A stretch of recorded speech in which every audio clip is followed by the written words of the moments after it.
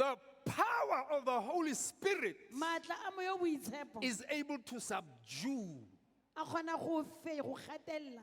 the behaviors of nature. Yes, o kgona go gatella maitlhomo a tlholego. He says, Ene o re because we know ka gore a itse it's not possible gore kgonega go for kgonege a goat, gore pudi ya boe gore a goat and a what? gore potsane le nkwe, a leopard and a goat.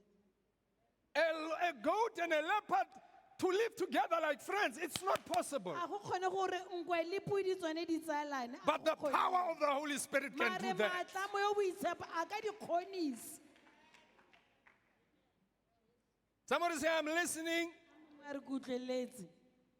It says, the lion and the ox shall eat the same food. E re gore kgomo le tau di tla fula mmogo. Your way.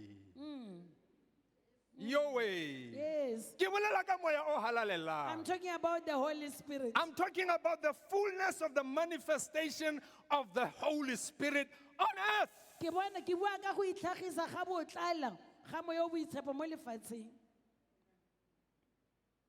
It says the cow and the bear shall graze. E re kgomo le bera di tla tsalana.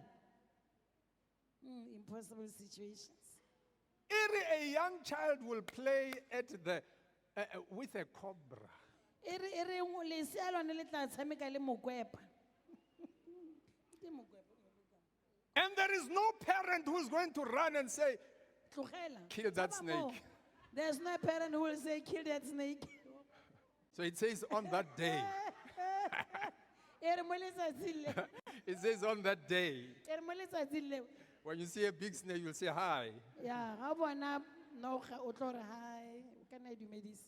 Because of the fullness of the manifestation of the Spirit. Ka ntla botlalo ba pona tshego ya moya o boitshepo.